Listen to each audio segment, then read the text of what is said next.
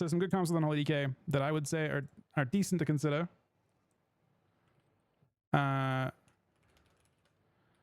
This is high production quality. You've got like Ret DK with Priest or Shaman. You've got DK Hunter, I think mostly with Paladin. And there's a really important reason why you're going to see these two comps. Both of them have one thing in common, and that is Might. Might is one of the reasons why DK feels so potent. If you play, and I'll talk about that in a sec, but like comps without Might don't feel nearly as powerful, especially in Season 9. Might is 20% attack power, and the Necrotic Strike scales with 70% of all attack power that you have. So you pop off super hard with Might. Other ones, you got Shadow Cleave. I haven't seen it too often, only a couple times. The problem with this comp tends to be that you don't have a Paladin. Like the normal Shadow Cleave comps normally play with like a Resto Shaman. And that means no Might. And that means that the Death Knight will not look nearly as scary in that comp. So it's going to be more about how well your Lot can play and how well your Shaman can play. Paladin variant I think is too flimsy. You've got TSG, but depending on gear, probably. It depends on gear, I would say. And it's very all-in-y. Usually with Paladin, I think. You got Feral DK maybe. That's good in Mop and WAD, but I don't know how good it is here. I've seen it like once or twice and it seemed okay. But again, similar problem. You kind of have to put the Paladin to get value from it. And then Rogue DK, which is a comp that we've been playing. It doesn't... I mean, one comp I think could be really good with that. Like Rogue DK feels fine with Shaman. It feels kind of weak with Priest.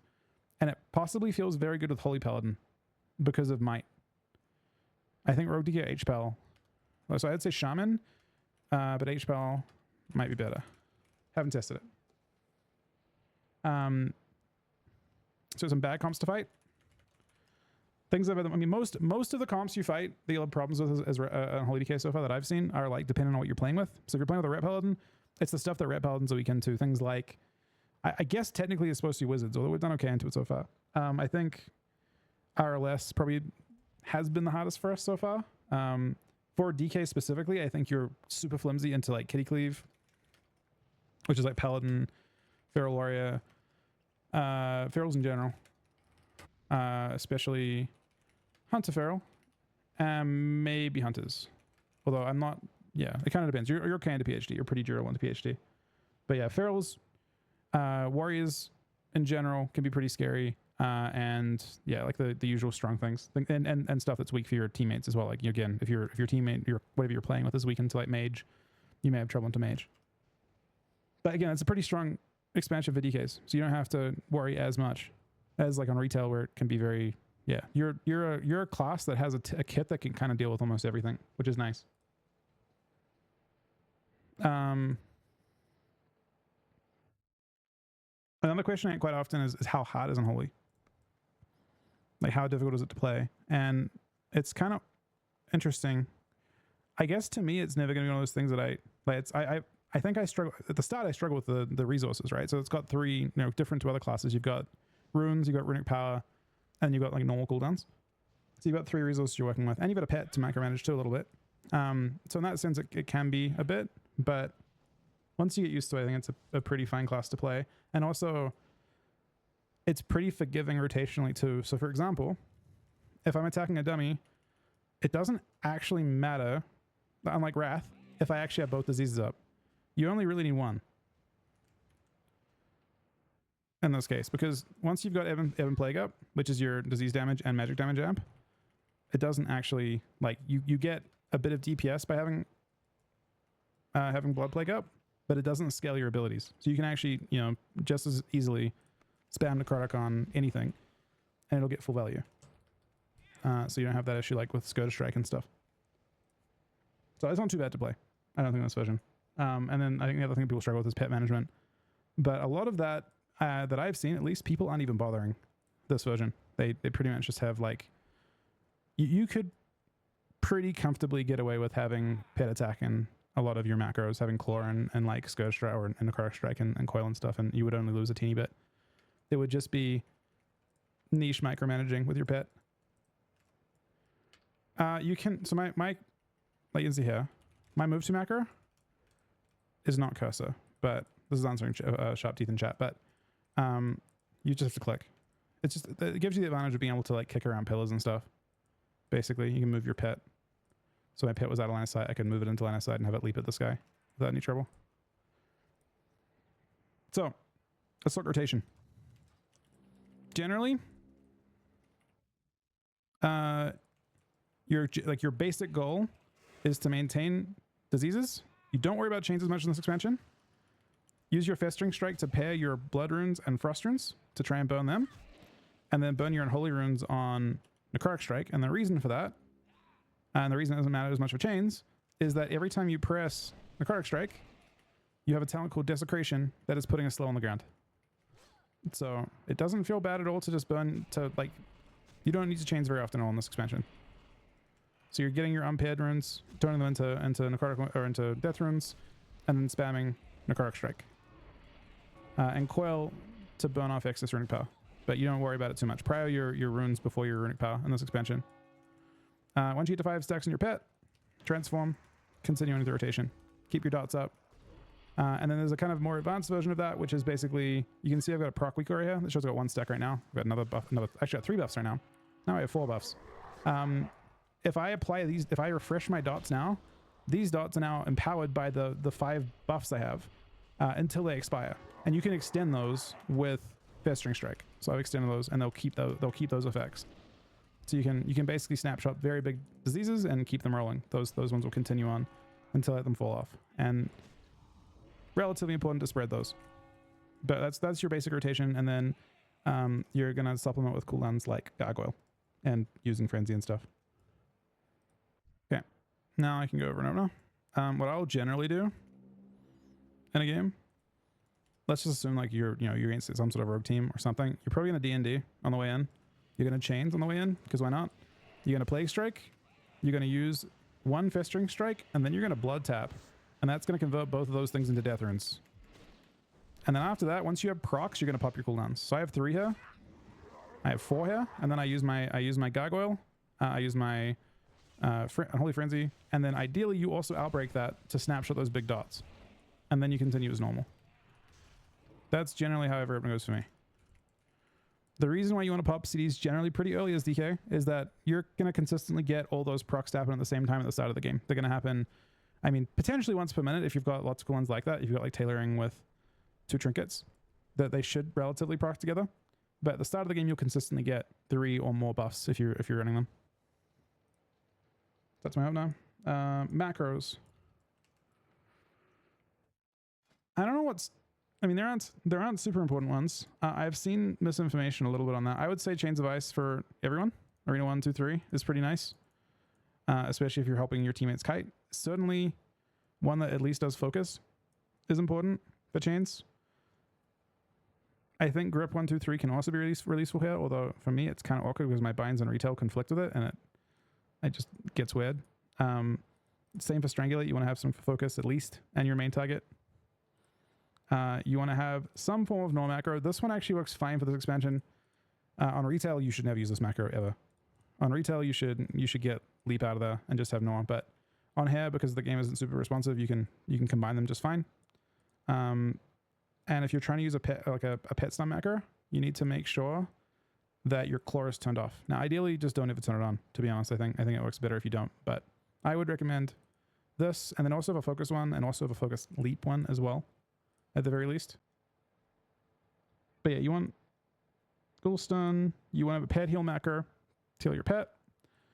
You would probably want to have a Lich One macro to heal yourself. Do I have a Lich Heal macro somewhere here?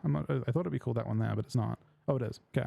You want to have a macro that casts Lich One and casts on yourself. You'll want to have a Canceller macro, which, again, I'm not super good at finding.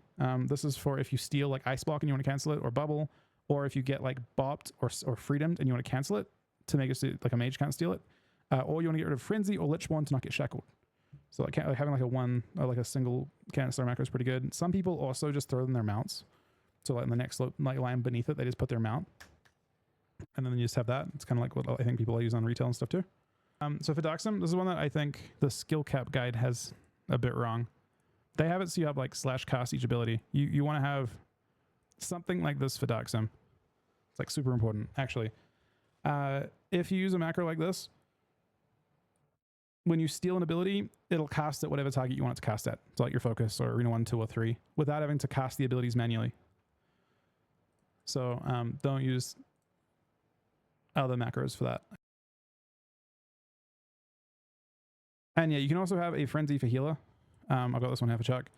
You can frenzy your healers, but keep in mind that hunters can also trank shot them. So like maybe at low ratings, it's going to work against hunters consistently for traps and other types of CC, but rogues can shiv them, druids can soothe them, and hunters can trank shot them. So your frenzy isn't going to be as effective against those classes. It is really effective against rogue mage. It is really effective against hunters if they aren't kind of paying attention to it. Aside from that, I don't think I have anything super special. For Gargoyle, I just have my like on-use trinkets and stuff going off at the same time. And the other thing I'm doing actually that I think could be useful for, you got to kind of decide how you want to manage your pet. Some people just have in their like coil macro and in their necrotic strike macro just cast claw. So your pet isn't clawing to make your stun more responsive. So they'll have like something like this. You don't have to have, if you want to have it manage your pet for you as well, make it attack your target, you just remove that and put that in your necrotic strike macro too. But either way, you probably want to toggle off your claw on your pet and use it through other abilities to make it so you can actually stun properly. But I think that's all my macros. Oh, and same for focus kick, I guess. Focus kick's important too. But I think that's all I've got for the most part. You probably also want, this is what I, even on retail, use for Dark Transformation and Raise Dead. What the thing does is if you don't have a pet out, it shows Raise Dead. If you do have a pet out, it shows Dark Transformation. And there's actually an extra line to this that I don't have on here, but you can also have it so if it's transformed, that it also casts Subtle on itself. But I don't have that on me right now. I have it on retail. For talents, I'm using something like this. But if your resilience is particularly low, or you want to use PvE gear, you just have lots of crazy PvE gear, don't gem Resil. Spec Blade Barrier first. And if you're still too low, change. But in general, gemming Resilience is super inefficient when you're playing a class that has a 30% base strength modifier. You get 5% from Plate Spec, and you get 25% from Unholy Might. So you're just a spec that doesn't want to play. You want to try your hardest to not have to jam Resilience for that reason. Because you just have so much passive. So for me, I've got 2 Death Knights. One Death Knight's playing Blade Barrier, one Death Knight's playing Bladed Armor. It just depends on your gearing. You've got a couple flex talents. This point, Endless Winter is one of them. You have the option of making your interrupt really expensive and having extra reduction, or potentially a little extra damage. Some people also do something like this and have 2 points in Endless Winter as well to have free interrupts. I've also seen some people go something like this to have more damage, having 3 points in Sudden Gnome. The other build that I guess we can talk about is you can also play Rage, and there's a few different ways to play Rage of Rivendell, similar to what I was talking about before. But generally, people are trading points from Bladed Armor to get it at the very least. And I've also seen one interesting build that I haven't tried myself, which is basically getting rid of points in Sudden Doom entirely, and then you can play Rage and have. I haven't tested it, so I have no idea how that would go.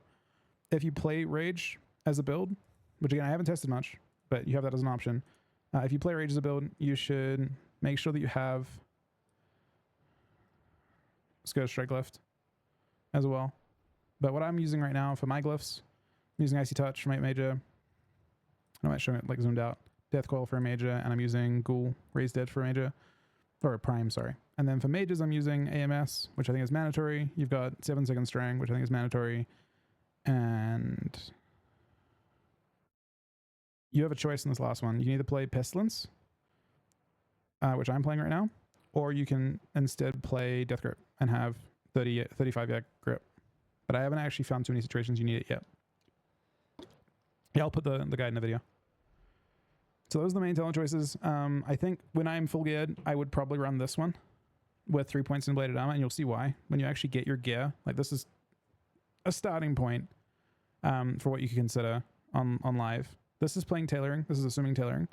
If you play tailoring, you'll have to gear a teeny bit differently. The main reason why you can see that you don't need to have Bladed Armor, or you don't need to have Blade Barrier, I don't believe, is because when you're playing this, you've got 3,223 resil, and that is not gemming resilience, and that's also playing 2 PV pieces. The main, you're basically useful PvP gear as DK. The main thing you're going to change is a lot of people are going to try and wear a PvE trinket. Either play Crushing Weight if you can get it, or if you can't get that, Heart of Rage would be insane. And Heart of Rage has the biggest possible snapshot potential for your gargoyle. And if not that, I mean, the PvP trinkets are fine. You just have a bigger snapshot. And if you notice, like, a lot of Death Knights on live, my 2 Death Knights included, are playing Engineering right now. In full gear, I don't believe Engineering is as good, and that's why I'm playing a badge. If I was Engineering, and I had the Engineering glove enchant, I would not play badge, and I would instead play proc every time. Cold Insignia still? Yeah, I would play Insignia if I was playing Engineering. But yeah, the other thing you'll notice is you don't have much haste. The second PvE piece I'm playing is this BOE. It's really easy to get on live. It's like probably like 5k or so to get. It's like 3 True Gold, 4 Hardened Elementium, and 2 Chaos Orbs. It gives you hit and haste on a piece that is currently would otherwise be a crit piece. And then what you can do with that is reforge every hit piece to haste. And that allows you to play, I think I'm playing with a teeny more haste on this. I'm playing 1362. You play about 800 otherwise. So it depends on how your haste feels, whether the game feels terrible and no haste or not. So I haven't tested it. I haven't tested low haste yet. I'm playing high haste on retail or on classic.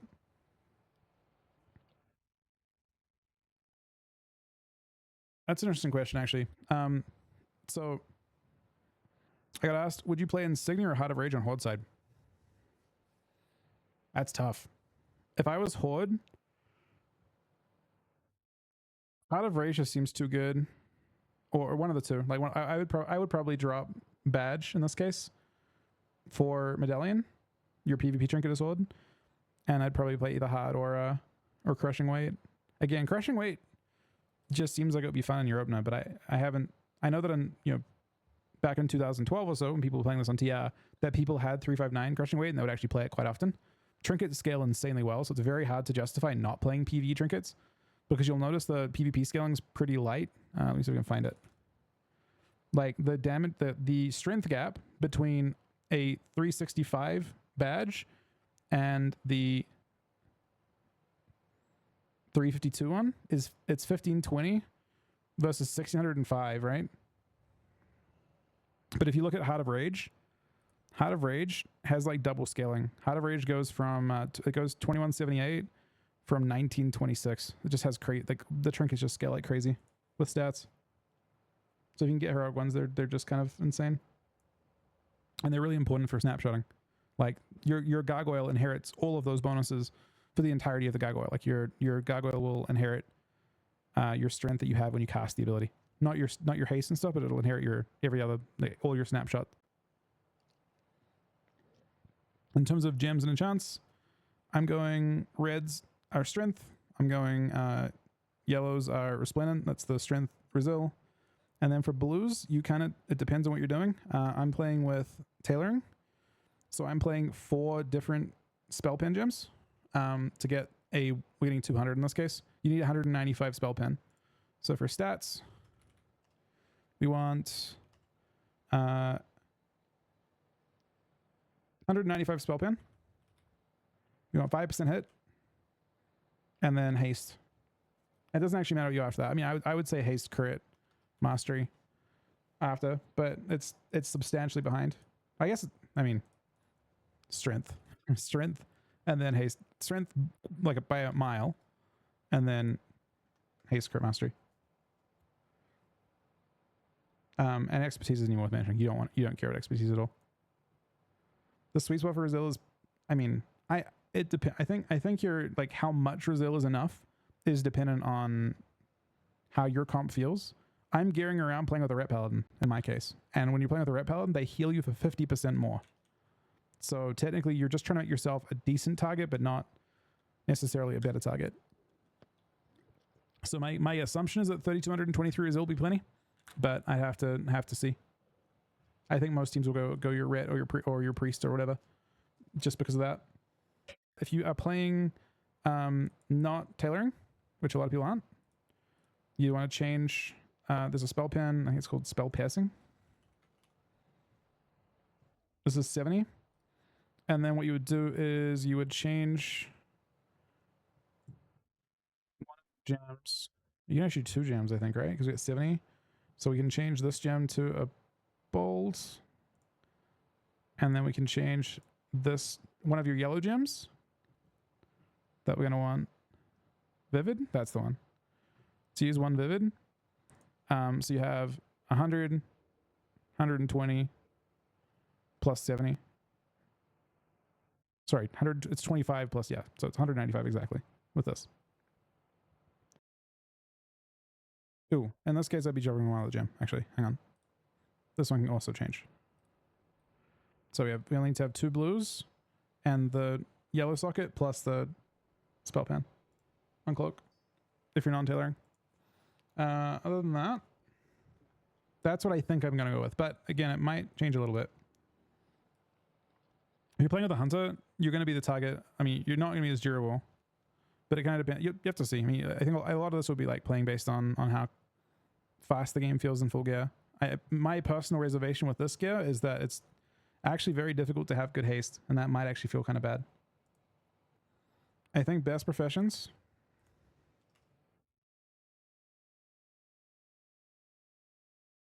I think it's...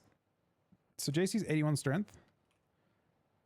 In full gear, it's probably like... before your full gear, it's engineering. After full gear, it's probably JC for 81 strength and then tailoring. Or anything else. Because everything else is 80 strength or so. Engineering is particularly strong when you can also use the helm plus the glove enchant as well, which is OP as fuck. But just keep in mind, if you are playing engineering, you can't really use an unused trinket with it.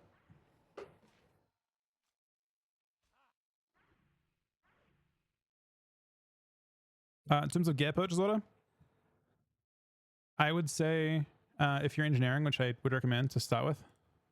So if you're engineering, you don't need to worry about helm because we already start with it. I would do shoulders and chest because they can't draw from Addons hold. I would do braces because they also can't draw from Addons hold.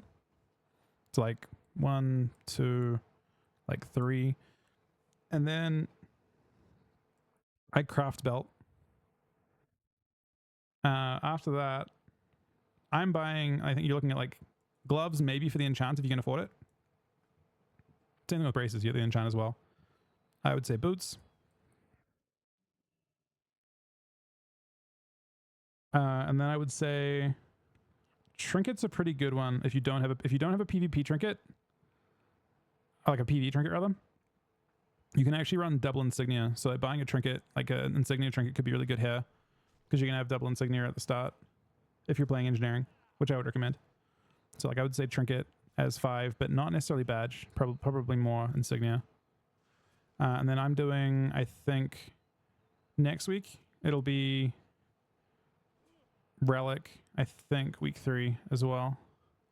And then for like in terms of like weapon's like a big one that I get asked a lot about. If you aren't getting it 2200, I really think this is a big waste of points. I think if you are getting it 2200, this is not a waste of points at all. But if you are not thinking, you're not confident you can get 2200, then I think way better options are basically any of the 359 trinkets, because most of your stuff doesn't scale very well anyway, or any of the 359 weapons from any PvE source. There's like this one, the Magma one, there's Cho'Gall one. Zenrock is insane. Zenrock is infinitely worth it. It's just basically better than the PvP one. And the Heroic one, like there's, I believe, Wild Hammer from Heroics is decent, or Sword. These are both like really comparable because again, if you look at your damage breakdown in any particular game, you're going to find that it isn't really weapon damage based anyway. Like a lot of your stuff is just based on your attack power. So I go to, oh, this is all trash and stuff. Generally speaking, your damage is driven by your attack power anyway. Engineering Gloves puts Trinket on a 10-second cooldown. Is really bad for 480 strength every minute. It's, you would just rather be able to snapshot that with, like, you'd rather be able to take advantage of that with your actual opener, is the main thing with Engineering Gloves. It feels pretty bad to like use your badge trinket and then wait to use your gloves, because the gloves can never be part of your opener. And the kind of goal behind Death Knight is to try and get as many buffs stacked as possible, and then gargoyle with like a giant strength snapshot, and also get dots out with a big strength snapshot as well. The difference there is like huge. You've got if you like snapshot effectively, your gargoyle is doing 100,000 instead of 50 or less. So that's what I got for gearing.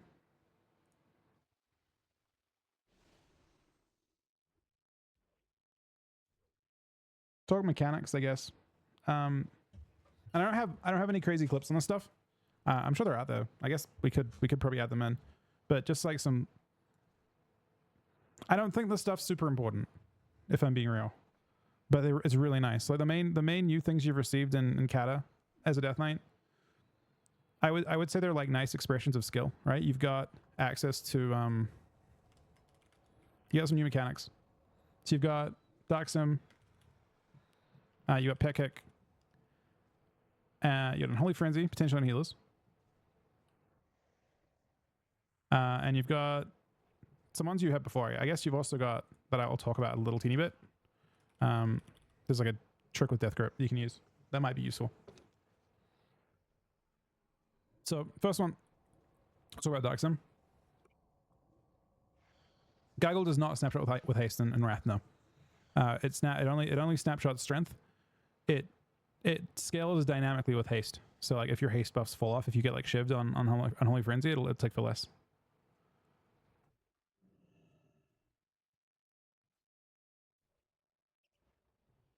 We are cooking, yes, Clink.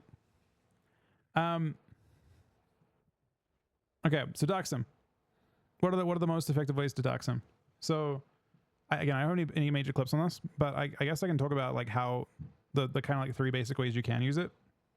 You've got ones where you can try, I guess situations you can think about using it. So you've got like forced Dark Sims. So you have situations like against like priests and paladins and mages where you can force them to use a major defensive cooldown, which you can try and steal. So like, for example, you can try and hard swap to a paladin to try and force bubble and steal that when they're low HP. So you're trying to like look at things like Hodge and Distrang to try and force those types of cooldowns. Or against priests, you can let them cast Paints Up. So you like Hodge them and then you intentionally try and steal Paints Up, that type of thing. Or mages with block, same kind of deal. Or actually with mages, you can also use grip. One of the more common things you'll see, like by today's standards at least, is either pet stun on mage to force blink or grip on mage to try and force them to outplay you with blink. So you basically like, you'll blink it, you'll grip at a totally random time, and that'll force them to react to that and give you blink. You've also got, and I would say like for me at least, stealing like casted CC like Fair, Poly, Hex, works really well with Arena 1, 2, 3 macros. A lot of times I'll get people to be like, nice focus steal or whatever. Like it's a ton of value to get good at using and get comfortable with using Arena 1, 2, 3 macros for stealing crowd control and then recasting it. So that's like Fair, Poly, Hex, etc. And then you've got like the more gambly sims where you try and steal like a Fair from a priest, a Howl from a warlock, like a Coil from a lock, Hodge or Wings from paladins, that type of thing. And that's usually the situations you want to look for with those types of steals are positional. Actually, two situations. One is like play off of their thoughts. So like if a team is really behind, I haven't got the clip on me right now, but yesterday, for example, I got Coil because you get put people in positions where they have to react or they just die. So like if you're a global away from killing someone, they don't have a choice but to Deathclaw, right? And that helps you a lot. So you can use that, or if they have to peel, they have no choice but to peel. Even if they know they can see, you know, that you've got Dark Sim on them, they don't have a choice but to Fair, for example. And so there's like force spots like that. The other one is like positional stuff. So like priest. If a priest is like pushing into your team, trying to steal Fair is relatively consistent on that too. Okay. That's Dark Sim. I don't have any like crazy, like again, like with Dark Sim, I don't have any crazy stuff, to be honest.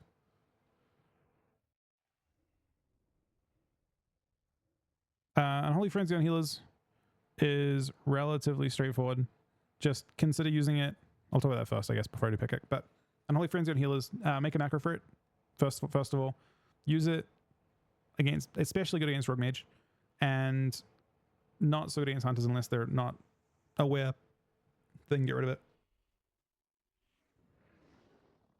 As for pet kick, I would recommend, if you want to get really good at it, that you get comfortable with a macro that moves your pet, because you'll find that if your pet's transformed, it's just much easier to position him to actually kick something. So if you're attacking someone over here, it can be like incredibly useful just to position him to a healer when you're about to need to kick. So make a macro for focus kick. If you want to go crazy, make one for Arena 1, 2, 3. Thank you, Av. But yeah, that's the thing with pet kick. Make a couple macros. The one I'm using right now, I believe all you need is pet move to. Could be wrong. Let me double check. Yeah, pet move to is what you're looking for. So you want a macro that just does this. And that is your button you can use for that. The grip trick, I guess the best thing is to try it yourself and see. But basically you can grip people around corners and grip people through pillars and stuff by spinning your camera as you grip someone. So many people have been doing for, if you played Wrath, I'm imagining it's been done quite a bit, but it has... Yeah, it's not... People have been doing it on Wrath a whole bunch. Basically, it's based on your grip is... It's not as well, not as easy to do out here, but yeah, you basically face your camera and you can grip someone through something. You can see, like, if you headline there, your facing is what matters for it. You can also use your latency a little bit too, to spin as you turn and do it. So something you used to, but yeah, gripping and looking a different direction is kind of the thing now. It's not like, again, to anyone who's played Wrath or any of the DK patches up, it wasn't super common on retail, but yeah, it's a very, very important way to grip people. I thought this was like a particularly good, if you found it, yeah. This kind of demonstrates exactly, this is actually kind of precise, but you can kind of see exactly how I set up for it. I'm just literally waiting and I'm trying to position the rogue to be right here, because his shaman is right over here. So we don't have to be, like, if he goes too far on either side, he gets healed. And I think we kind of land it. We land him exactly where we want him. Well, the circle's moved, but it was where the circle was. He's like, if he's 1 inch, either direction, he's in range to be dispelled and healed. So it's like a very precise version of that.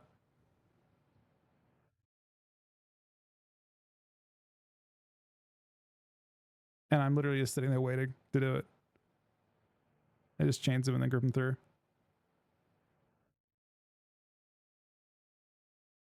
You can actually see the shaman moving in, but he has to literally run to this spot over here, I think, to actually heal him. So I thought it was like a useful demonstration of it. So WeakAuras that I would recommend something for Dark Transformation. I guess I'll upload these really quick. Basically, when you get 5 stacks, there used to be a nice little UI element that would exist, but there isn't anymore.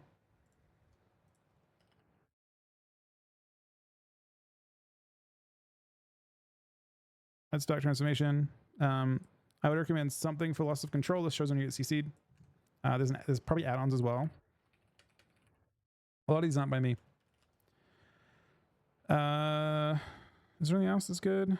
Oh, Snapshot's pretty OP. Snapshot, something to track the procs that you have is also very, very powerful. And I have that for snapshots. And I don't know if there's much more. But yeah, other WeakAuras, I don't think there's much else to it. Maybe my Cata ones for like offensive cooldowns. They aren't super important. The game's pretty old, pretty well communicated nowadays. But if you want it, it is... If you want to see how many necrotics you've got up, I've got this guy. This is what I got for necrotic stack as well. Alright. So, for add-ons, this is what I have. There's not really much to go over, to be honest. Most of these don't matter. Using classic cast bars to resize stuff. I'm using easy frames for my unit frames. These down here. Again, nothing crazy though. I am using, for my runes, which people ask about quite a bit, I am using a script that you can actually run through an add-on if you want to. It's this thing right here. But if you want to have that in an add-on or in a WeakAuras, you can run scripts through that. Pretty quick to make. You just make a new text WeakAuras. Give it no text, and under actions on show custom, and you just throw that in.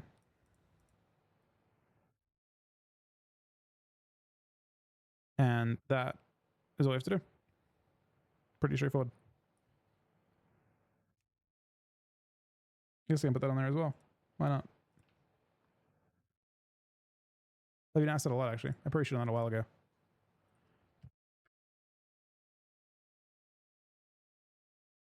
So, other add-on stuff that could be of use. I need that. WeakAuras is obviously S Arena, I think, is pretty nice. Reforge can be pretty good for reforging your gear. And I'm using Plata. And then for my Plata stuff, I'm using... Yeah, my UI is pretty broken for that, unfortunately. I'll look at maybe re-uploading that stuff. Plata. This is not a WeakAuras. This is not a WeakAuras. You have to import that into Plata directly, the add-on. So yeah. And then OmniCC shows cooldown text like this. And then OmniCD shows teammate cooldowns. And then I've got big debuffs as well to show like my CC on my teammates and on myself. So I'd recommend those as well. But I think that's it. Oh, yes. Okay, one last thing. This is I might actually include this too.